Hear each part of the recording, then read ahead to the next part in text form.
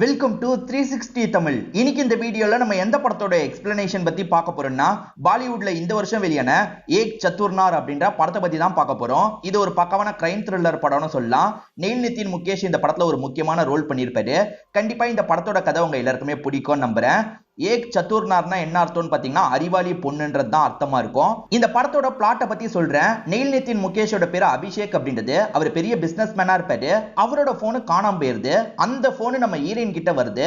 அது மூலியமா ஹீரோவை பிளாக்மெயில் பண்ணா என்னன்ற மாதிரி யோசிக்கிறாங்க. பிளாக்மெயில் பண்ண ஆரம்பிக்கிறாங்க.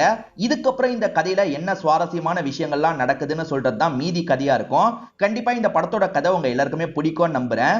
எக்ஸ்பிளனேஷனுக்குள்ள போறதுக்கு முன்னாடி வீடியோக்கு ஒரு லைக் போடுங்க. அதே மாதிரி இந்த எக்ஸ்பிளனேஷன் பிடிச்சிருந்ததுன்னா ஐப்னு ஒரு ஆப்ஷன் இருக்கும், அதுவும் பண்ணுங்க. அப்பதான் உங்களை மாதிரி பார்க்குற நிறைய பேர்கிட்ட இந்த வீடியோ கொண்டு போய் சேர்க்கப்படும். சரி, மேற்கொண்டு பேசி டைம் வேஸ்ட் பண்ணாம நம்ம நேரடியா எக்ஸ்பிளனேஷனுக்குள்ள போயிடலாம். படத்தோட ஸ்டார்டிங் சீனே புதுசா கல்யாணம் முடிஞ்ச ஜோடி இருக்காங்கல்ல, ஓடி வந்துட்டு இருக்காங்க. சில ஆளுங்க துரத்துறாங்க, அவங்களுக்கு பயந்து தான் ஓடி வந்துட்டு இருக்காங்க. இப்ப துரத்திட்டு வந்த ஆளுங்க ஒரு இடத்துல லாக் பண்ணிடுறாங்க. இந்த மாப்பிளையும் எதுவும் பண்ணிடாத, விட்டுன்ற மாதிரிலாம் கேட்கறாரு. ஆனா அந்த ஹெட் இருக்கான் பாத்தீங்களா, இவரை ஷூட் பண்ணோம் அப்படிங்கிற மாதிரி எய்ம் பண்ணிட்டு இருக்கான். ஒரு ஸ்டேஜ்ல ஷூட்டும் பண்ணிடுறான். இதை பாக்குற அந்த ஒய்ஃப் பயங்கரமா ஃபீல் பண்ணிட்டு இருக்காங்க. இப்ப ஒய்ஃப் இருக்காங்கல்ல, இந்த இடத்துல பாம்பு மாதிரி மாற ஆரம்பிக்கிறாங்க. நாகினி சீரியல்ல பொண்ணாவும் இருப்பாங்க, பாம்பாவும் இருப்பாங்க பாத்தீங்களா, அந்த மாதிரி தான் இந்த பொண்ணு இருக்காங்க போல. இப்ப பாம்பா மாறினவங்க இந்த ஆளுங்களை எல்லாம் அட்டாக் பண்ணிட்டு இருக்காங்க. இது எல்லாமே ஒரு வீட்டுல சீரியல் மாதிரி ஓடிட்டு இருக்கு. இந்த சீரியலை பாக்குறவங்க தான் நம்ம ஹீரோயினா இருப்பாங்க. நம்ம ஹீரோயினோட பேரு மம்தா அப்படின்றது. ஹீரோயினை பொறுத்த வரைக்கும் மாமியார் கூடயும் பையன் கூடயும் சேர்ந்த மாதிரி தான் இருந்துட்டு இருக்காங்க. இவங்க ஹஸ்பண்ட் இறந்து போயிட்டாரு போல. ஹஸ்பண்டோட போட்டோ மட்டும் வீட்ல இருக்கு. இவங்களோட பையன் எனக்கு போன் வேணும்ன்ற மாதிரிலாம் கேக்குறான். அம்மா வாங்கி தரேன்ற மாதிரி இவங்க சமாளிச்சிட்டு இருக்காங்க. அப்ப தாக்கூர் அப்படின்ற ஒரு நபர் இந்த வீட்டை நோக்கி வராரு. இவர் பைக் சவுண்ட் கேட்டே இவங்க உசாராயிடுறாங்க. இவங்க வீட்டுல இல்லாத மாதிரி தான் நடிச்சிட்டு இருக்காங்க போல. கதவு வெளிப்பக்கமா டாப் எல்லாம் போட்டிருக்கோம். இப்ப தாக்கூர் இந்த இடத்துக்கு வந்துடுறாரு. கதவை உடைச்சிட்டு உள்ள போனா என்னன்ற மாதிரி யோசிக்கிறாரு. ஏன்னா எப்போ வந்தாலும் சாத்தி தான் இருக்கு, அவ ஏமாத்துறா போல அப்படின்ற மாதிரிலாம் யோசிக்கிறாரு. அப்ப அந்த இடத்துக்கு ஒரு பெரியவர் வராரு. அவங்க ஏமாத்தலாம் இல்ல, ரொம்ப நாளாவே வீட்டு பக்கம் வரல, நான் அர்ஜென்ட்டா பாத்ரூம் வந்ததுன்றதுக்காக இங்கதான் போனேன், அந்த ஸ்மெல்லுக்கு கூட அவங்க வெளியே வரல, வீட்டுல இல்ல போலன்ற மாதிரிலாம் இந்த பெரியவர் சொல்றாரு. ஆக்சுவலா தாக்கூர் கிட்ட அவங்க கொஞ்ச நஞ்ச காசு வாங்கல, 30 லட்சம் ரூபாய் வாங்கியிருக்காங்க. அந்த காசை திரும்பி தராம தாக்கூரை ஏமாத்திட்டு இருக்காங்க போல. அவங்க வீட்டுல இல்ல, அதனால கிளம்பலான்ற மாதிரி தாக்கூரும் ஆளுங்களும் கிளம்புறதுக்கு போறாங்க. அப்பன்னு பார்த்து பையன் தெரியாம சவுண்ட் போட்டுறான். அந்த சவுண்டை கேட்டோன்னு அவங்களுமே ஜன்னல் வழியா எட்டி பார்க்கலான்ற மாதிரிலாம் நினைக்கிறாங்க. இவங்க கதவுக்கு பக்கத்துல தெரியாத மாதிரி ஒளிஞ்சுக்கிறாங்க. உள்ள இல்ல போல அப்படின்ற மாதிரி தாக்கூரும் ஆளுங்களும் ஒரு ஸ்டேஜ்ல கிளம்பி போயிடுறாங்க. அதுக்கப்புறம் தான் இவங்க நிம்மதி ஆகுறாங்க. இங்கதான் படத்தோட டைட்டில போடுறாங்க. இப்பதான் அபிஷேக்னு ஒருத்தரை காட்டுறாங்க. இவரோட செக்ரட்டரி பேரு டீனா அப்படின்றது. இப்ப டீனா கூட தான் எங்கேயோ இவர் போயிட்டு இருக்காரு. இப்ப இவரோட ஒய்ஃபு கிட்ட இருந்து கால் வருது. ஒய்ஃபோட பேரு அஞ்சலி அப்படின்றது. ஒய்ஃபுக்கும் அம்மாக்கும் அடிக்கடி சண்டை ஏற்படும் போல. இப்ப ரெண்டு பேருமே மாத்தி மாத்தி கம்ப்ளைண்ட்லாம் சொல்லிட்டு இருக்காங்க. நான் எதுனால வீட்டுக்கு வந்து பேசிக்கிறேன், கொஞ்ச நேரம் என்ன நிம்மதியா விடுங்கன்ற மாதிரி இவரும் சொல்றாரு. இப்ப பேசிட்டு இருக்கும் போதே காலை கட் பண்ணிடுறாரு. இது எல்லாத்தையும் செக்ரட்டரி டீனா கவனிச்சுட்டு தானே இருந்தாங்க. அவங்க லைட்டா ஸ்மைல் எல்லாம் பண்றாங்க. உனக்கு கிண்டலா இருக்குல்ல அப்படின்ற மாதிரி இவரும் கேட்கறாரு. இப்ப சிக்னல்ல இவங்க வண்டியை நிறுத்தி இருக்காங்க. அப்ப பின்னாடி வந்த ஆட்டோ இருக்குல்ல, இவரோட கார்ல இடிச்சிருது. இவருமே கோவப்பட்டு அந்த ஆட்டோக்காரர் கூட சண்டைக்கெல்லாம் போயிட்டு இருக்காரு. அந்த ஆட்டோக்காரர் ஓ மேலதான் தப்பு, சடன் பிரேக் போட்டேன்ற மாதிரிலாம் சொல்றாரு. இதனால இவர் இருக்கார்ல, நான் ட்ரெயின் பிடிச்சு போய்க்கிறேன், நீ காரை ரிப்பேர் பண்ணி கொண்டு வான்ற மாதிரி டீனா கிட்ட சொல்லிட்டு கிளம்புறாரு. இப்ப மம்தா இருக்காங்க பாத்தீங்களா, வீட்டோட மொட்டை மாடிக்கு வந்துடுறாங்க. அங்க ஒரு படிக்கட் செட் பண்ணி வச்சிருக்காங்க. அது மூலியமா வெளியே வந்துடுறாங்க. அந்த பெரியவர் இவங்களுக்காக ஹெல்ப் பண்றதுக்காக தான் நான் யூரின்லாம் பாஸ் பண்ணேன்னு சொல்லியிருப்பாரு. அந்த பெரியவருக்கு நன்றி சொல்லிட்டு கிளம்புறாங்க. இப்ப கேட்டரிங்லாம் பண்ற பொண்ணுங்களை பாக்குறாங்க. எனக்கு பார்ட் டைமா வேலை வந்தா சொல்லுங்கப்பா, நானும் வரேன்ற மாதிரிலாம் சொல்றாங்க. சரிக்கான்ற மாதிரி அந்த பொண்ணுங்க ஏத்துக்கிறாங்க. இவங்கள பொறுத்த வரைக்கும் இப்போதைக்கு ஸ்டேஷன்ல தான் வேலை பார்த்துட்டு இருக்காங்க. அதாவது ரயில்வே ஸ்டேஷன்ல என்ட்ரி போடுற வேலை இருக்கும்ல, அதுதான் இவங்க பார்த்துட்டு இருக்காங்க. இப்ப அபிஷேக் ட்ரெயின்ல வந்து இறங்கிடுறாரு. அப்போ ஒரு நபர் என்ன பண்றான்னா, இவருக்கே தெரியாம இவரோட போனை தூக்குறான். இந்த விஷயத்தை இவங்க எல்லாம் கவனிச்சிடுறாங்க. அதாவது ஹீரோயின் மாதிரி வேலை பார்க்குற மத்த பொண்ணுங்க எல்லாம் கவனிச்சிடுறாங்க.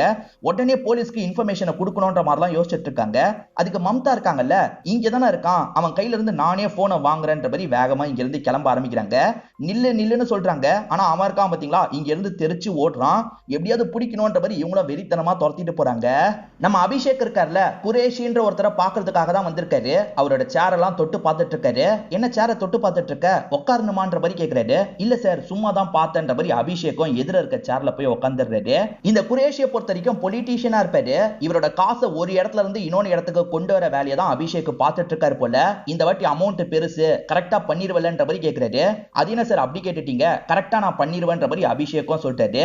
சரி என்னோட ஆளுங்க டீடைல்ஸ் எல்லாம் உனக்கு மெசேஜ்ல அனுப்புவாங்க, வேலையை கரெக்டா முடிச்சிடு, கமிஷன் உனக்கு இவ்வளவு கிடைக்கும்ன்ற மாதிரிலாம் சொல்றாரு. சரி ஓகேன்ற மாதிரி அபிஷேக் ஏத்துக்கிறாரு. இப்ப அபிஷேக் போனை எடுக்கலாம்னு நினைச்சா போன் மிஸ் ஆகுறதே இப்பதான் அபிஷேக்கு தெரியுது. ஸ்டேஷன்ல தான் மிஸ் பண்ணிட்டோம் போல அப்படின்ற மாதிரி இவர் கிளம்ப ஆரம்பிக்கிறாரு. மம்தா அந்த திருடனை துரத்திட்டு போன மாதிரி காமிச்சாங்கல்ல, இப்ப நெத்தியில காயத்தோட வந்திருக்காங்க. என்னாச்சுன்னு கேட்கும் போது அந்த கில்லரை அடிச்சுட்டு தப்புஸ்டான்ற மாதிரிலாம் சொல்றாங்க. அப்பதான் கரெக்டா அபிஷேக் இந்த இடத்துக்கு வராரு. சிசிடிவியை செக் பண்ணோன்ற மாதிரி சொல்றாரு. சரி உங்க போன் மிஸ் ஆச்சு நாங்க பார்த்தோன்ற மாதிரி சொல்றாங்க. எங்க பார்த்த உடனே சொல்ல மாட்டீங்களா அப்படின்ற மாதிரி இவருமே இந்த இடத்துல கோவப்படுறாரு. சரி கிளம்பலான்ற மாதிரி இங்க இருந்து கிளம்ப ஆரம்பிக்கிறாரு. இந்த ஏரியால இருக்க டிசிபி இவருக்கு தெரிஞ்சவரா இருப்பாரு. அந்த டிசிபிக்கு கால் பண்ணிட்டாரு. என் போன் மிஸ் ஆயிருச்சு, அதுல நிறைய முக்கியமான இன்ஃபர்மேஷன்லாம் இருக்கு, சீக்கிரமா கண்டுபிடிங்கன்ற மாதிரி சொல்லிட்டாரு. சரி சார் நான் பாத்துக்கிறேன்ற மாதிரி டிசிபியும் ஏத்துக்கிறாரு. இவர் பதட்டமா இருக்கிறத செக்ரட்டரி கவனிக்கிறாங்க. என்னாச்சுன்ற மாதிரி கேக்குறாங்க. அதெல்லாம் ஒண்ணு இல்லன்ற மாதிரி இவர் சமாளிக்கிறாரு. ஆக்சுவலா இவர் போன் காணோன்றதை இவங்க கிட்ட சொல்லலாம், ஆனா இவங்க கிட்ட சொல்லக்கூடாதுன்னு நினைக்கிறாரு போல. ஏன்றது போக போக உங்களுக்கே புரியும். இவர்கிட்ட வேற ஒரு போன் இருக்கும், அது மூலியமா இவரோட போனை ட்ரேஸ் பண்றாரு. அந்த இடத்துக்கு உடனே போனோன்ற மாதிரி கிளம்பிட்டு இருக்காரு. இப்ப மம்தா இருக்காங்கல்ல, வேலையை முடிச்சுட்டு வந்திருப்பாங்க. ஆக்சுவலா திருட மாதிரி ஒருத்தன் ஓடுனான்ல, அவங்க கிட்ட சகஜமா பேசுறாங்க. அப்பதான் ஒரு விஷயத்தை ரிவீல் பண்றாங்க. ஆக்சுவலா இவங்க துரத்திட்டு போய் அவனை ஒரு இடத்துல புடிச்சிருப்பாங்க. ரெண்டு பேர் பிளான் போட்டு தான் இந்த விஷயத்தை பண்ணவே செஞ்சிருப்பாங்க. பிளான் போட்டாங்கன்னா எதுக்காக துரத்திட்டு ஓடின மாதிரி நடிச்சாங்கன்னு உங்களுக்கு ஒரு கேள்வி வந்திருக்கலாம். வழியில நிறைய இடத்துல சிசிடிவி இருக்கும். அந்த சிசிடிவில யாருமே பார்த்தா ஏமாறணும்ல, அதுக்காக தான் இந்த மாதிரி பண்ணிருப்பாங்க. போனை தர வராரு, நான் அப்புறமா வந்து வாங்கிக்கிறேன்ற மாதிரி தலையில இவங்களே காயத்தை ஏற்படுத்தி இருப்பாங்க. இப்ப அவங்க கிட்ட இருந்து போனை வாங்கிடுறாங்க. அவனுக்கு கொஞ்சம் காசு மாறலாம் இந்த இடத்துல தந்துடுறாங்க. போனை ஓபன் பண்ணோம்ல, ஒரு கடைக்கு வந்து போனை ஓபன் பண்ணிட்டு இருக்காங்க. 2-3 சிம் கார்டு வேணும்ன்ற மாதிரி வாங்கிக்கிறாங்க. இப்ப இவர் இந்த சைடு ட்ரேஸ் பண்ணி வந்துட்டு இருக்காரு. இவர் கடைக்கிட்ட வரும்போது கரெக்டா இவங்க சிம்மை எடுத்திருப்பாங்க. அதனால கட் ஆயிருது. ஐயோ கட் ஆயிருச்சு அப்படின்ற மாதிரி அபிஷேக் சுத்தி முத்தி தேடிட்டு இருக்காரு. இவங்களுமே அபிஷேக் கண்ணில் படக்கூடாது, ஒளிஞ்சு ஒளிஞ்சு போனோன்ற மாதிரி தப்பிச்சு இங்க இருந்து கிளம்பிடுறாங்க. பையனோட பர்த்டேவா இருக்கும். இவங்க வீட்டுக்கு கேக்கெல்லாம் வாங்கிட்டு வந்துடுறாங்க. இப்ப பையனோட பர்த்டேவே இவங்க கொண்டாடிட்டு இருக்காங்க. அப்பவும் இருந்திருந்தா நல்லா இருக்கும்ல அப்படின்ற மாதிரி பையன் கேட்கறான். இவங்க சோகமா மாறிடுறாங்க. ஹஸ்பண்ட் கூட இவங்க சந்தோஷமா இருந்தாங்க பாத்தீங்களா, அந்த விஷயத்தெல்லாம் யோசிச்சு பார்த்துட்டு இருக்காங்க. ஆக்சுவலா பையன் போன் வேணும்னு கேட்டுக்கிட்டே இருப்பான் பாத்தீங்களா, அதுக்காக தான் இந்த போனை தூக்குனாங்களா என்னன்னு தெரியல. இந்த கண்ணா போன்ன்ற மாதிரி பையன் கிட்ட தராங்க. இப்ப பையனும் ஏதாவது பார்க்கலான்ற மாதிரி போனெல்லாம் யூஸ் பண்ணிட்டு இருக்கான். அப்ப கொஞ்சம் வில்லங்கமான சவுண்ட் கேக்குது. ரெண்டு பேர் ஒன்னா இருந்தா சவுண்ட் கேட்கும்ல, அந்த மாதிரி சவுண்ட் கேக்குது. இவன் என்ன வீடியோவை பார்க்கறான்ற மாதிரி இவங்களுமே போனை புடிங்கிடுறாங்க. ஆக்சுவலா போனோட ஓனர் அபிஷேக் இருக்கார்ல, அந்த டீனா கூட ஒண்ணு மண்ணா இருக்காரு. அதை வீடியோ எடுத்து வச்சிருக்காரு. வீடியோ எடுக்கும் போதே டீனா வேணான்னு சொல்றாங்க. பரவாயில்ல இருக்கட்டும்ன்ற மாதிரி இவர் தான் வீடியோ எடுத்திருப்பாரு. இப்ப அவரோட போனுக்கு மெசேஜ் வருது. மெசேஜ்ல நிறைய இன்ஃபர்மேஷன் வருது. எல்லாம் காசு பத்தின இன்ஃபர்மேஷனா இருக்கு. இது என்ன காசு பத்தின இன்ஃபர்மேஷனா இருக்குன்ற மாதிரி இவங்களுமே நோட் பண்ணிலாம் வச்சிட்டு இருக்காங்க. சோ இந்த போனை நம்ம தூக்குனது நல்லதா தான் போச்சு, இது மூலியமா நிறைய காசு சம்பாதிக்கலாம் போல அப்படின்ற மாதிரி மாமியார் கிட்ட சொல்றாங்க. என்ன பிளான் அப்படின்ற மாதிரி மாமியார் கேக்குறாங்க. இவங்க 2-3 சிம் வாங்கினாங்கன்னு சொன்ன பாத்தீங்களா, அதுல ஒரு சிம் மூலியமா அவருக்கு கால் பண்ணலாம் அப்படின்ற மாதிரி இவங்களுமே கால் பண்றாங்க. அந்த சமயம் நம்ம ஹீரோ தெரப்பிக்காக வந்திருப்பாரு. இவருக்கும் இவரோட ஒய்ஃபுக்கும் சில வருஷமா குழந்தை இல்ல போல, அதனால தான் இந்த இடத்துக்கு வந்திருக்காங்க. இங்க இருக்கவங்க சில டிப்ஸ் எல்லாம் சொல்லி தந்துட்டு இருக்காங்க. ஒய்ஃப் அதை ஆர்வமா கவனிக்கிறாங்க. ஆனா இவருக்கு அந்த சமயம் பார்த்து கரெக்டா நம்ம ஹீரோயின் கிட்ட இருந்து கால் வருது. உங்களோட போன் என்கிட்ட தான் இருக்குன்ற மாதிரி மம்தா சொல்றாங்க. நான் வந்து கலெக்ட் பண்ணிக்கிறேன்ற மாதிரி சொல்லிட்டாரு. அப்படிலாம் கலெக்ட் பண்ணிக்க முடியாது, எனக்கு 2 கோடி ரூபாய் தாங்க, உங்களோட போனை திரும்பி தந்துடுறேன்ற மாதிரி சொல்லிட்டாங்க. 2 கோடி ரூபாயா, தரவே முடியாதுன்ற மாதிரி இவர் சொல்லிட்டாரு. நீங்க பண்ண லீலெல்லாம் இதுல இருக்கு, இதை தாண்டி நிறைய இன்ஃபர்மேஷன் இருக்கு, அந்த இன்ஃபர்மேஷனுக்கு எனக்கு 2 கோடி ரூபாய் வேணும், இல்லனா உங்களுக்கு இந்த போன் கிடைக்காதுன்ற மாதிரி காலை கட் பண்ணிடுறாங்க. இவர் திரும்ப திரும்ப ட்ரை பண்றாரு. இவங்க சிம்மியே தூக்கி போட்டிருப்பாங்க. இந்த அபிஷேக் டீனான்னு ஒரு செக்ரட்டரி இருக்காங்கல்ல, கூடிய சீக்கிரத்துல இவங்களுக்கு கல்யாணம் ஆக போகுது, நீ போன்ல இருக்க வீடியோவை டெலீட் பண்ணியா இல்லையான்ற மாதிரி கேக்குறாங்க. அதெல்லாம் நான் அப்பயே டெலீட் பண்ணிட்டேன் அப்படின்ற மாதிரி சொல்லிட்டாரு. எங்க காட்டுன்ற மாதிரி கேக்குறாங்க. என் மேல நம்பிக்கை இல்லையா, நான் உண்மையிலேயே டெலீட் பண்ணிட்டேன்ற மாதிரி இவர் சொல்லிட்டாரு. போனு காணாம போனது தெரிஞ்சா கோவப்படுவாங்கல்ல, அதனால தான் போனு காணோன்றதை இவர் மறைச்சிடுறாரு. இவங்களை கஷ்டப்பட்டு இந்த இடத்துல இவர் சமாதானப்படுத்துறாரு. இப்ப 2 பேருமே குரேஷியை பாக்குறதுக்காக வந்திருக்காங்க. இந்த குரேஷியை பொறுத்த வரைக்கும் டீனா மேல ஒரு கண்ணு இருக்கும், பயங்கரமா வலிஞ்சிட்டு இருக்காரு. அதே சமயம் அபிஷேக்க பார்த்து கோட்லாம் கிடைச்சிருச்சான்னு கேக்குறாரு. கோடி இன்னும் வரலையன்ற மாதிரி இவர் சொல்லிட்டாரு. என்னது வரலையா, அனுப்பியாச்சுன்ற மாதிரி குரேஷி சொல்லிட்டாரு. சரி சார் நான் தான் மறந்துட்டேன், வந்துருச்சுன்ற மாதிரி அபிஷேக் சமாளிக்கிறாரு. போன் காணோன்றது இவர்கிட்ட சொன்னாலும் பிரச்சனை இல்ல, அதனால நம்மளே கண்டுபிடிச்சுக்கலாம் அப்படின்ற மாதிரிலாம் யோசிக்கிறாரு. இப்ப அபிஷேக் அந்த டிசிபிக்கு கால் பண்ணிட்டாரு. போன்ல நிறைய இன்ஃபர்மேஷன் இருக்கு, புரிஞ்சுக்கோ, சீக்கிரமா கண்டுபிடிக்கணும்ன்ற மாதிரி சொல்லிட்டாரு. சரி சார், நீங்களும் வாங்க, சேர்ந்தே விசாரிக்க போலான்னு சொல்லிட்டாரு. வரன்ற மாதிரி அபிஷேக்கும் ஏத்துக்கிறாரு. இப்ப ரெண்டு பேருமே முதல்ல ரயில்வே ஸ்டேஷனுக்கு தான் வராங்க. ஃபுட்டேஜ பார்க்கணும்னு பாக்குறாங்க. புர்கா போட்ட ஒரு நபர் தான் தூக்கிட்டு ஓடி இருக்காருன்றது உங்களுக்கு தெரியுது. வெளிய இருக்க சிசிடிவி எல்லாம் செக் பண்ணி பார்க்கலான்ற மாதிரி யோசிக்கிறாங்க. அப்ப காட்டிட்டு இருக்க பொண்ணு இருக்காங்கல்ல, எங்களோட டீமை சேர்ந்த ஒரு பொண்ணு துரத்திட்டு போனா, ஆனா காயம்பட்டு தான் திரும்பி வந்தான்ற மாதிரி சொல்லிட்டாங்க. நீ துரத்திட்டு போனியா, அவனோட ஃபேஸ பாத்தியான்ற மாதிரி டிசிபி கேக்குறாரு. இல்ல சார், அவன் அடிச்சுட்டு தப்புச்சிட்டான் அப்படின்ற மாதிரி இவங்களுமே நடிச்சிட்டு இருக்காங்க. சரி, நாங்களே பாத்துக்கிறோம் அப்படின்ற மாதிரி இவங்க ரெண்டு பேருமே இங்க இருந்து கிளம்பிடுறாங்க. இவங்க ரெண்டு பேர் கார்ல வந்துட்டு இருக்கும் போது டீனா கிட்ட இருந்து கால் வருது. ஸ்பீக்கர்ல போட்ட மாதிரி அபிஷேக் பேசுறாரு. டீனா, என்னோட கல்யாண ஃபங்க்ஷன் நடக்க போது, நீ வந்துருன்ற மாதிரி சொல்றாங்க. வந்துடுறன்ற மாதிரி இவர் ஏத்துக்கிறாரு. சீக்கிரமா அந்த வீடியோவை டெலீட் பண்ணுன்ற மாதிரியும் சொல்றாங்க. சோ ரெண்டு பேருக்குள்ள அஃபேர் போறது இந்த டிசிபிக்கு தெரிய வந்துருது. அபிஷேக் இருக்கார்ல, இதெல்லாம் வெளியே சொல்லாதன்னு சொல்றாரு. நான் எதுக்கு சொல்ல போறேன், சொல்ல மாட்டேன்ற மாதிரி டிசிபியும் சொல்றாரு. இப்ப டீனாக்கும் ஒரு நபருக்கும் நிச்சயதார்த்த ஃபங்க்ஷன் நடந்துட்டு இருக்கு. வாழ்த்து சொல்றதுக்காக இவரும் இவரோட ஒய்ஃபும் வந்துட்டு இருக்காங்க. இந்த இடத்துல கேட்டரிங் சர்வீஸ் பண்றதுக்காக ராதாவும் மம்தாவும் வந்திருக்காங்க. ஹீரோவை நோட்டமிடுறதுக்காக தான் இந்த இடத்துக்கு வந்திருப்பாங்க. அப்படி வந்தவங்க என்ன பண்றாங்கன்னா, இங்க இருக்க அந்த டீனாவை பயன்படுத்தணும் அப்படின்ற மாதிரி யோசிக்கிறாங்க. இப்ப ஒரு நம்பர்ல இருந்து டீனாக்கு ஒரு வீடியோவை அனுப்பி வச்சிருக்காங்க. ஒன்னா இருந்த வீடியோ தான் அனுப்பி வச்சிருக்காங்க. ஹீரோ தான் இந்த மாதிரி பண்றாரு போல, நம்ம கல்யாணம் பண்ணிக்கிறதுல ஹீரோக்கு விருப்பம் இல்ல போல அப்படின்ற மாதிரி இவங்க யோசிக்கிறாங்க. அவரை பார்த்து பார்த்து முறைக்கிறாங்க. இவ எதுக்கு நம்மள பார்த்து முறைக்கிறான்ற மாதிரி இவரும் கன்ஃபியூஸ் ஆகுறாரு. வீட்டுக்கு வந்து அபிஷேக் இருக்கார்ல, சீக்கிரமா கண்டுபிடின்ற மாதிரிலாம் அந்த டிசிபி கிட்ட சொல்லிட்டாரு. அந்த ஏரியால இருக்க திருடங்களை எல்லாம் ஃபில்டர் பண்றேன், சீக்கிரமா கண்டுபிடிச்சிருவேன்ற மாதிரி டிசிபியும் சொல்லிட்டாரு. இந்த சமயம் ஒய்ஃப் அஞ்சலி இருக்காங்கல்ல, இவரை செடியூஸ் பண்ற மாதிரி வந்துட்டு இருக்காங்க. டாக்டர் செடியூஸ் பண்ணி ஒன்னாருங்கன்ற மாதிரி சொல்லியிருப்பாங்க. அதனால தான் இந்த மாதிரிலாம் பண்ணிட்டு இருக்காங்க. இந்த சைடு டீனா இருக்காங்கல்ல, எதுக்காக வீடியோவை எனக்கு அனுப்பி வச்ச, என்ன மிரட்ரியான்னு கேட்கறதுக்காக கால் பண்றாங்க. ஒய்ஃப் கூட பிஸியா இருக்காருல, இவங்க போனையே எடுக்க மாட்டாரு. மம்தாவும் மாமியாரும் இங்க தான் இருக்காங்கன்றது அந்த தாக்கூருக்கு தெரிஞ்சிருது. தாக்கூர் ஆளுங்க தான் சொல்லியிருப்பாங்க. அதனால தாக்கூர் இருக்காருல, இந்த இடத்துக்கு கிளம்பி வந்துடுறாரு. இப்ப மம்தா மட்டும் ஒளியறதுக்காக இங்க இருந்து கிளம்பி போயிடுறாங்க. இந்த பெரியவர் தான் இவ்வளவு நாள் நம்மளை ஏமாத்திருக்காரு அப்படின்ற மாதிரி அந்த பெரியவரை தாக்கூர் மிரட்டுறாரு. இப்ப உள்ள போலாம் அப்படின்ற மாதிரி கதை உடைச்சிட்டு உள்ள வந்துடுறாரு. இவர் உள்ள வரும்போது மாமியாரும் அந்த சின்ன பையனை மட்டும் தான் இருப்பாங்க. எங்க மம்தா, ஒழுங்கு மரியாதையா காசை தர சொல்லு அப்படின்ற மாதிரிலாம் தாக்கூர் மிரட்டிட்டு இருக்காரு. இந்த மம்தா பயந்த மாதிரி பின்னாடி இருக்க ஒரு இடத்துல ஒளிஞ்சிட்டு இருக்காங்க. ஒளிஞ்சிட்டு இருக்கவங்க ஒரு விஷயத்த பாக்குறாங்க. இங்க இருக்க எல்லா திருடங்களையும் போலீஸ் துரத்தி துரத்தி பிடிச்சிட்டு இருக்காங்க. சோ இது எல்லாம் அந்த அபிஷேக்கோட வேலைன்றது உங்களுக்கு புரியுது. அபிஷேக்கோட ஒரு வீடியோவை லீக் பண்ணோம் அப்படின்ற மாதிரி முடிவு பண்ணிட்டாங்க. அவரோட ஒரு பிரைவேட் வீடியோவை இவங்க லீக் பண்ணிடுறாங்க. இந்த சைடு தாக்கூர் இருக்கார்ல, நீ இங்க தான் இருக்கன்னு தெரியும் மம்தா, ஒழுங்கா வந்துரு, அப்படி இல்லைன்னு வச்சுக்கோ உன் பையனை ஷூட் பண்ணிடுவோம் அப்படின்ற மாதிரிலாம் மிரட்டுறாரு. 1 2 3 எண்ணிட்டு இருக்காரு. ஐயோ ஷூட் பண்ணிட போறாருன்னு மம்தா பயந்துட்டு இருக்காங்க. 3ன்னு சொன்னோன்னா ஷூட்டிங் சவுண்ட் கேக்குது. மம்தா ரொம்ப பயந்துடுறாங்க. ஆக்சுவலா தாக்கூர் அசிஸ்டன்ட் தான் ஷூட் பண்ணிருப்பான். டே முட்டாள், ஷூட் பண்ற மாதிரி பயம்புத்துறதுக்காக தான் இப்படி பண்ண, ஷூட் பண்ண சொல்லல, எனக்கும் இந்த வயசுல ஒரு பையன் இருக்கான்டா, இப்படிதான் பண்ணுவியான்ற மாதிரி அடியால திட்டுறாரு. நான் ஷூட் பண்ற அளவுக்கு போக மாட்டேன், ஆனா என்ன ஷூட் பண்ண வச்சிடாத, சீக்கிரமா உன்னோட மருமக கிட்ட காசை ரெடி பண்ண சொல்லு, இல்லனா அவ்வளவுதான்ற மாதிரி சொல்லிட்டு இங்க இருந்து கிளம்பிடுறாரு. அவர் போயிட்டாருன்னு தெரிஞ்சதுக்கு அப்புறம் மம்தா வராங்க. பையன் கிட்ட மன்னிப்புலாம் கேக்குறாங்க. அபிஷேக்கோட ஒரு பிரைவேட் வீடியோவை லீக் பண்ணாங்கன்னு சொன்ன பாத்தீங்களா, வேற பொண்ணுங்க கூட எல்லாம் ஒன்னா இருக்க மாட்டாரு. தனியா ஜட்டில இவர் டான்ஸ் பண்ணி ஒரு வீடியோ எடுத்து வச்சிருப்பாரு. அந்த வீடியோவை தான் இவங்க லீக் பண்ணிருப்பாங்க. நீ என்ன தேடி அலைஞ்சிட்டு இருக்க போலியே, அதனால தான் அந்த வீடியோவை லீக் பண்ண பாருன்ற மாதிரி சொல்றாங்க.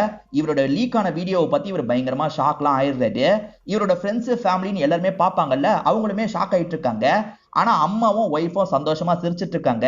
இவர் என்ன இவ்வளவு காமெடியா வீடியோ போட்டிருக்காருன்ற மாதிரிலாம் சிரிச்சிட்டு இருக்காங்க.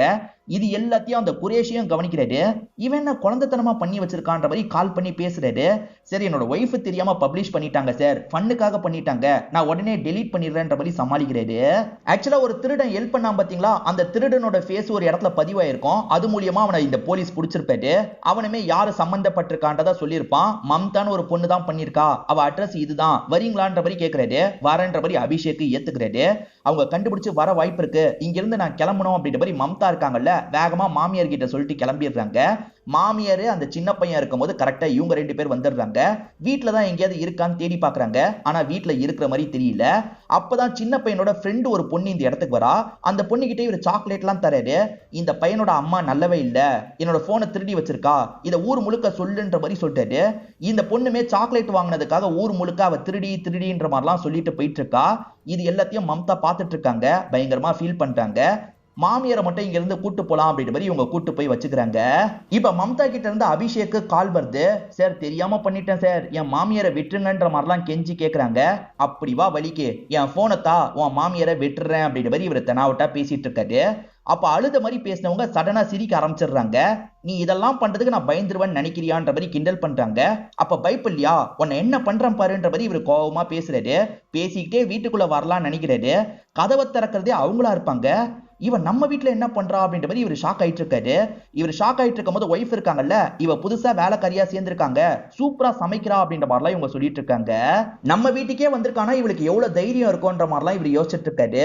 உன்னை பார்த்து நான் பயப்பட மாட்டேன், போனை பத்திரமா ஒரு இடத்துல ஒளிச்சு வச்சிருக்கேன், அதுல இருக்கிறதெல்லாம் வெளியே வந்தா உன் லைஃபே காலி ஆயிடும்ன்றது எனக்கு தெரியும், ஒழுங்கு மரியாதையே என்னோட மாமியாரை ரிலீஸ் பண்ண சொல்லுன்ற மாதிரி மிரட்டுறாங்க. இவருமே டிசிபி கிட்ட ரிலீஸ் பண்ணுன்ற மாதிரிலாம் சொல்லிட்டாரு. அவர் வழி இல்லாம ரிலீஸ் பண்ணிடுறாரு.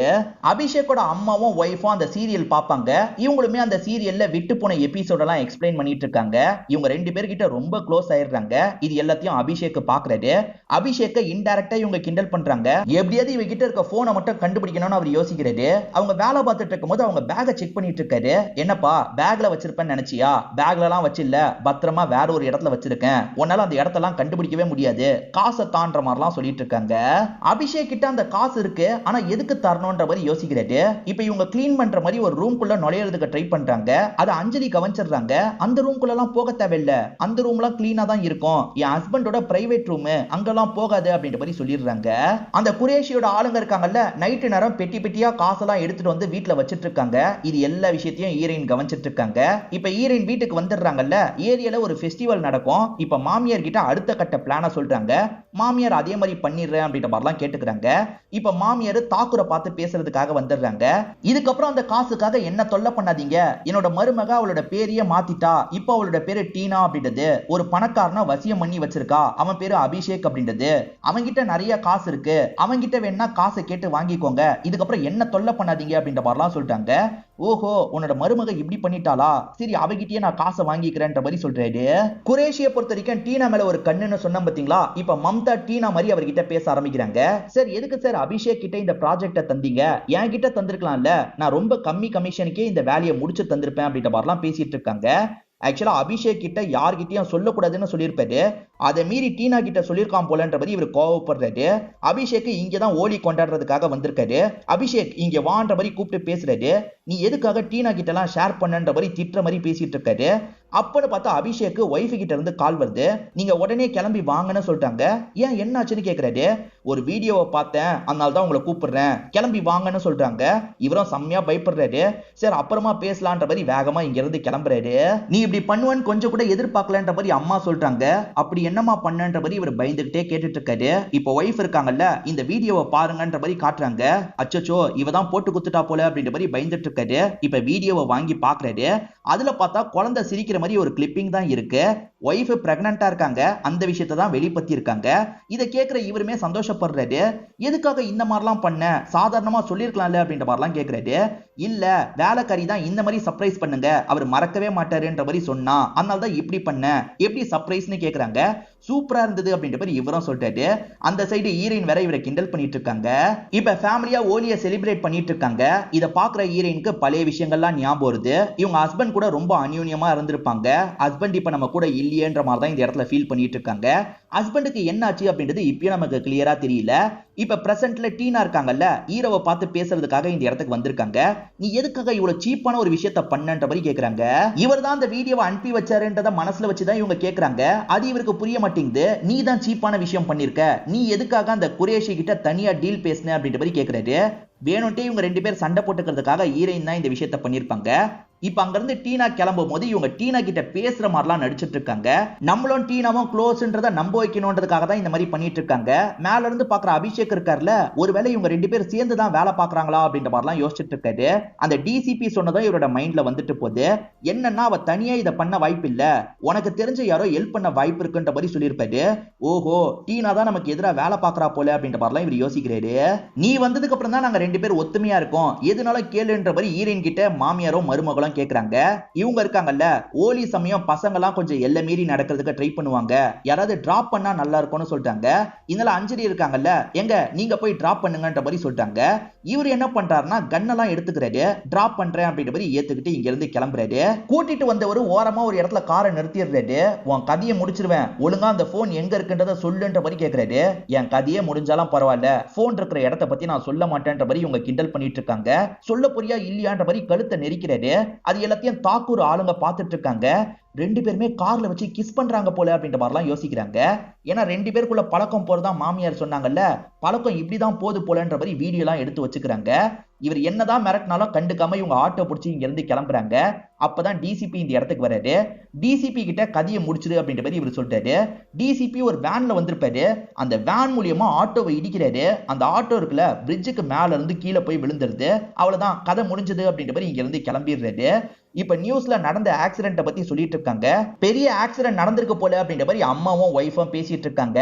கண்டிப்பா கதை முடிஞ்சிருக்கோன்ற மாதிரி இவர் யோசிக்கிறாரு. என்ன இந்த மம்தா இன்னும் வேலைக்கு வரலன்ற மாதிரிலாம் யோசிச்சுட்டு இருக்காங்க.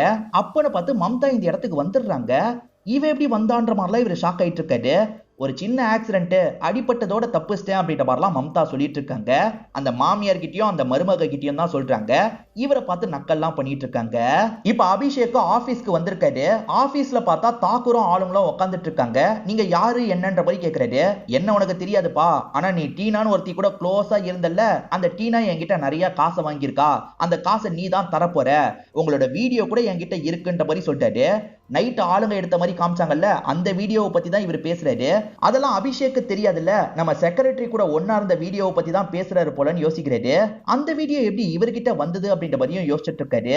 வீடியோ என்கிட்ட எப்படி வந்ததுன்றது முக்கியம் கிடையாது, ஒழுங்கா காசை தரப்போறியா இல்லையா, 30 லட்சம் ரூபாய் தான், 30 லட்சம் ரூபாய்லாம் உனக்கு ஒரு அமௌண்டே கிடையாதுன்னு எனக்கு தெரியும்னு சொல்லிட்டாரு. இப்ப இவருமே காசை தந்துடலான்ற மாதிரிலாம் யோசிக்கிறாரு. எனக்கு ஒரு வாரம் மட்டும் டைம் தாங்க, தந்துடுறேன்ற மாதிரி சொல்லிட்டாரு. அது அப்படின்ற மாதிரி இவரை மிரட்டிட்டு கிளம்புறாரு. இதுக்கு மேல குரேஷி கிட்ட மறைக்க வேணாம், சொல்லிடலான்ற மாதிரி இவர் யோசிக்கிறாரு. குரேஷி ஒரு நபரை கொலை பண்ணிட்டு இருக்கும் போதுதான் இவர் பேசுறதுக்காக வராரு. இந்த மாதிரிலாம் பிரச்சனை போயிட்டு இருக்கு, ஒரு பொண்ணு எனக்கு பயங்கரமா ஆட்டம் காமிச்சிட்டு இருக்கா அப்படின்ற மாதிரிலாம் சொல்லிட்டாரு. இதை முன்னாடியே சொன்னா உனக்கு என்னன்ற மாதிரி குரேஷி கோவப்படுறாரு. அந்த பொண்ணை நான் பாத்துக்கிறேன்ற மாதிரிலாம் சொல்லிட்டு இருக்காரு. குரேஷி ஆளுங்க இருக்காங்கல்ல, முதல்ல அந்த மாமியாரை தூக்கிடுறாங்க.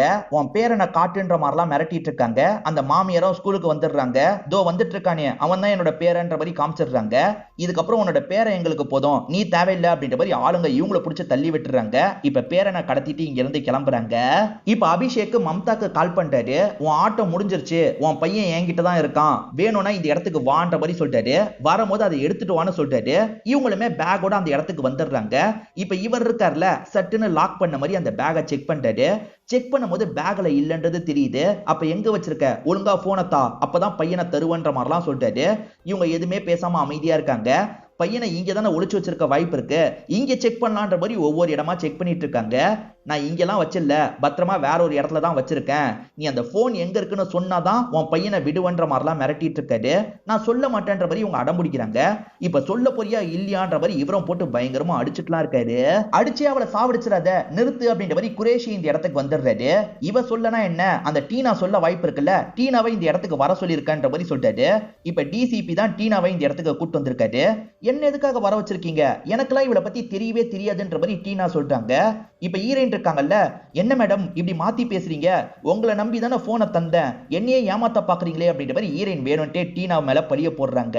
அபிஷேக்கும் டீனாவை தப்பா புரிஞ்சிருக்காரு. இப்படி பண்றதுக்கு உனக்கு அசிங்கமா இல்லையான்ற மாதிரிலாம் திட்டிட்டு இருக்காரு. அப்ப மம்தா இருக்காங்கல்ல, அசிங்கத்தை பத்தி எல்லாம் நீங்க பேசாதீங்க, நீங்க குரேஷி சாருக்கே துரோகம் பண்ணணும்னு நினைச்சீங்கல்ல அப்படின்ற மாதிரி சொல்லிட்டாங்க. இதை கேட்கிற குரேஷி ஷாக் ஆயிடுறாரு. ஏன்னா அபிஷேக் வரும்போது சேரெல்லாம் வேற தொட்டு பார்த்தாருல, ஒருவேளை நம்ம இடத்துக்கே வரதுக்கு இவன் பிளான போட்டிருக்கான் போலன்ற மாதிரி பயப்படுறாரு.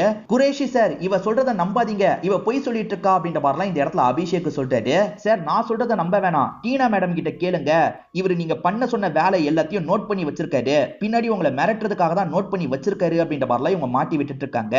இப்ப டீனாவும் ஆமா இவர் நோட் பண்ணி வச்சிருக்காருன்ற மாதிரிலாம் சொல்றாங்க. இதனால குரேஷி அபிஷேக்க முறைச்சு பாக்குறாரு. சார் உங்களை மிரட்டுறதுக்காகலாம் நான் நோட் பண்ணி வைக்கல சார், என்னோட ஒரு சேஃப்டிக்காக தான் நோட் பண்ணி வச்சேன், நாளை பின்ன பிரச்சனை வந்தா நீங்க என்ன மட்டும் மாட்ட வச்சிடக்கூடாது இல்ல, அதுக்காக தான் நோட் பண்ணி வச்சேன்னு சொல்லிட்டாரு. ஆக மொத்தத்துல என்ன மிரட்டுற என்ன உனக்கு இருக்கு அப்படிதானேன்ற மாதிரி குரேஷி கோவப்படுறாரு. இது எல்லாத்துக்கும் காரணம் ஹீரோயின் தானே, ஹீரோயின் எதுக்காக இப்படி மேனிபுலேட் பண்றா அப்படின்ற மாதிரிலாம் அபிஷேக்கு தோணுது. யாரு நீ, எதுக்காக இந்த மாதிரி பண்ணிட்டு இருக்கன்ற மாதிரி கேக்குறாரு. நான் யாருன்னு உனக்கு தெரியாதுல்ல, சொல்றேன் கேட்டுக்கோன்ற மாதிரி இவங்களுமே சொல்ல ஆரம்பிக்கிறாங்க. ஆக்சுவலா இவங்க ஹஸ்பண்ட பத்தி பெருசா காட்டல, அவர் ஒரு பேங்க்ல மேனேஜரா இருப்பாரு. ஆக்சுவலா அந்த பேங்க்ல இந்த டீனாவும் அபிஷேக்கும் ஏமாத்துறதுக்காக வந்திருப்பாங்க. அபிஷேக்காக டீனா மட்டும் தான் வந்திருப்பாங்க. டீனா ஒரு ஸ்கீம் இருக்கு, மக்கள்லாம் காசு தந்தா நாங்க நிறைய சம்பாதிக்க வைப்போன்ற மாதிரிலாம் ஏமாத்துறாங்க. இவருமே பேங்க் மேனேஜரா அதை நம்பிடுறாரு. நிறைய பேருக்கு அந்த விஷயத்தை இவர் ஏற்பாடு பண்ணி தராரு. காசு டபுள் ஆயிடும்ல அப்படின்ற மாதிரி எல்லாருமே கேக்குறாங்க. இவருமே நம்பிக்கையா பேசி அனுப்பிடுறாரு. அதுக்கப்புறம் தான் அவங்க ஸ்கேம் பண்ணிருக்காங்க, காசெல்லாம் ஏமாத்திட்டாங்க அப்படின்றது தெரிய வருது. முக்கியமா பிரச்சனை இருக்கவங்களுக்காவது காசை திரும்பி தரணுன்றதுக்காக ஹஸ்பண்ட் இருக்காருல, தாக்கூர் கிட்ட 20 லட்சம் ரூபாய் கடனா வாங்கியிருப்பாரு. அவசர தேவையா இருக்கிறவங்களுக்கு மட்டும் அந்த காசை திரும்பி தந்திருப்பாரு. ஆனா மத்தவங்க காசெல்லாம் கிடைக்காதுன்றது மக்களுக்கு தெரிய வந்துருது. விடக்கூடாது அப்படின்ற மாதிரி எல்லாருமே பேங்கை நோக்கி ஓடிட்டு இருக்காங்க. அச்சச்சோ ஹஸ்பண்டுக்கு என்ன ஆக போதோ ஏதாக போதோ அப்படின்ற மாதிரி ஒய்ஃபும் மாமியாரும் பயப்படுறாங்க. இவங்களுமே கிளம்ப ஆரம்பிக்கிறாங்க. டீனா பேசுறதுக்காக வரும்போது மம்தா பார்த்திருப்பாங்க. அவங்க ஃபேஸை வரைஞ்சிடுறாங்க. செக் பண்ணி பார்க்கும்போது அவங்களோட அடையாளத்தை பத்தி தெரிய வருது. அவங்க எங்க இருக்காங்கன்றதை கண்டுபிடிக்கிறதுக்காக இவங்களும் மாமியாரும் அந்த பையனை கூட்டிட்டு வந்துடுறாங்க. செக் பண்ணும்போது அவங்க அபிஷேக் ஆபீஸ்ல வேலை பார்க்கறது தெரியுது. அபிஷேக்கும் டீனாவும் க்ளோஸா இருக்கிறது தெரியுது. நிறைய பேரை ஏமாத்தி இருக்காங்கன்றதும் தெரியுது. இவங்களை ஏதாவது பண்ணணும் அப்படின்ற மாதிரிலாம் யோசிச்சிருப்பாங்க. ஆக்சுவலா அபிஷேக் கார்ல வந்துட்டு இருக்கும்போது ஆட்டோவை இடிச்ச மாதிரி காமிச்சாங்கல்ல, அந்த ஆட்டோக்காரரு வேணும்ட்டே தான் இடிச்சிருப்பாரு. அப்படி இடிச்ச கேப்லயே போனை தூக்கலான்ற மாதிரிலாம் கணக்கு பண்ணிருப்பாங்க. ஆனா அதுக்குள்ள அபிஷேக் அந்த இடத்துக்கு வந்திருப்பாரு. நான் ட்ரெயின் பிடிச்சு போய்க்கிறேன்ற மாதிரி கிளம்பி இருப்பாரு. இவங்க உடனே வேற ஒரு பிளான் போடுறாங்க. அந்த இடத்துக்கு போனோம், அங்க இருந்து தூக்கணும் அப்படின்ற மாதிரி யோசிச்சிருப்பாங்க. ஆக்சுவலா ஒரு திருடன் பாத்தீங்களா, அவன் மம்தா சொல்லி தான் இந்த விஷயத்தை பண்ணிருப்பான். அவன் ப்ரொஃபஷனல் திருடெல்லாம் கிடையாது. சோ திருடணும் அப்படின்ற மாதிரி அவன் திருடி இருப்பான். இப்படிதான் இவங்க போனை தூக்குனாங்கன்றதை நமக்கு காட்டுறாங்க. உன்னை பழி வாங்குறதுக்காக தான் இப்படி பண்ணன்ற மாதிரி மம்தா சொல்றாங்க. பாத்தீங்களா சார், இவளே எல்லா உண்மையும் சொல்லிட்டா, நான் உங்களுக்கு எந்த ஒரு துரோகமும் பண்ணலன்ற மாதிரிலாம் இவர் குரேஷி கிட்ட சொல்லிட்டாரு. இவளை மிரட்டி போனை மட்டும் வாங்கிட்டோம்னு வச்சுக்கோங்க, பிரச்சனை முடிஞ்சிரும். இவளோட குழந்தை நம்ம கிட்ட தானே இருக்கு, மிரட்டி போனை வாங்கிடலான்ற மாதிரி சொல்லிட்டாரு. அப்பன்னு பார்த்தா அந்த டிசிபி இருக்காரு பாத்தீங்களா, கண்ணை காமிச்சு இவங்களை மிரட்ட ஆரம்பிக்கிறாரு. நீ என்ன கண்ணை காட்டுற அப்படின்ற மாதிரி இவங்க ரெண்டு பேருமே ஷாக்கிங்கா கேக்குறாங்க. இந்த பிளான்ல நானும் ஒருத்தன்ற மாதிரி டிசிபி சொல்றாரு. அப்பதான் டிசிபி இந்த பிளான்ல எப்படி சம்பந்தப்பட்டாருன்னு தெரிய வருது. ஆக்சுவலா ஹஸ்பண்ட் இறந்து போனோன்னு இவர்கிட்ட கம்ப்ளைண்ட் பண்றதுக்காக வந்திருப்பாங்க. ஆக்சுவலா இவரோட சொந்தக்கார அங்கிளே அதுல பாதிக்கப்பட்டிருப்பாரு. நான் ஹெல்ப் பண்றமான்ற மாதிரி அந்த டிசிபி ஹெல்ப் பண்ண ஆரம்பிச்சிருப்பாரு. உங்களுக்கு வேண்டிய யாரோ அந்த பொண்ணுக்கு ஹெல்ப் பண்றாங்கன்னு டிசிபி சொன்னாரு பாத்தீங்களா, உண்மையில டிசிபி தான் அந்த பொண்ணுக்கு ஹெல்ப்லாம் பண்ணிருப்பாரு. இவர் விசாரிக்கிறதுக்காக வரும்போது அந்த பொண்ணை பார்த்து கண்ணெல்லாம் அடிச்சிருப்பாரு. அவங்க ஆட்டோல போயிட்டு இருக்கும்போது இவர் இடிச்ச மாதிரி காமிச்சாங்கல்ல, ஆக்சுவலா ரெண்டு பேருமே அந்த ஆட்டோ விட்டு இறங்கிருங்க, அதுக்கப்புறம் நான் இடிக்கிறேன்ற மாதிரி பிளான்லாம் போட்டு தான் இவர் இடிக்கவே செஞ்சிருப்பாரு. இப்பதான் அந்த விஷயம்லாம் ரிவீல் ஆயிட்டு இருக்கு. ஹஸ்பண்ட் அடிக்கிறதுக்காக ஊர் மக்கள் எல்லாருமே ஓடிட்டு இருந்தாங்கல்ல, அப்படி ஓடி வந்தவங்க ஷாக் ஆயிடுறாங்க. காரணம் ஹஸ்பண்ட் இருக்காருல, அங்க தூக்கு மாட்டி இறந்து போயிருப்பாரு. ஹஸ்பண்ட் பாடியை பத்தி இவங்க பயங்கரமா ஃபீல்லாம் பண்ணிருப்பாங்க. அதுக்காக தான்டா உன்னை பழி வாங்கணும்னு முடிவு எடுத்தன்ற மாதிரிலாம் சொல்லிட்டு இருக்காங்க. உன்னெல்லாம் ஒண்ணுமே பண்ண முடியாதுரி, உன் பையன் இப்ப என் கண்ட்ரோல்ல தான் இருக்கான்ற மாதிரி இவரும் பையனை கூப்பிடுறாரு. ஆனா அதை நினைச்சு மம்தா கொஞ்சம் கூட பயப்பட மாட்டாங்க. அதே சமயம் தாக்கூர் இருக்காருல, ஆளுங்களோட இந்த இடத்துக்கு வந்துடுறாரு. என் பையனையே தூக்கி இருக்கீங்கன்னா உங்களுக்கு எவ்வளவு திமிர் இருக்கும்ன்ற மாதிரி கேட்கறாரு. இது இவர் பையனை தூக்கி இருக்குமா அப்படின்ற மாதிரி ஷாக் ஆயிட்டு இருக்காங்க. உண்மை என்ன தெரியுமா, மாமியாரு இவங்களோட பேரனை காட்டாம அந்த தாக்கூரோட பேரனை காமிச்சிருப்பாங்க. சோ இவங்களும் தெரியாதனமா தாக்கூரோட பேரனை தான் தூக்கி இருப்பாங்க. இப்போதைக்கு இவங்க பையன் சேஃபா தான் இருக்கான்றது தெரியுது.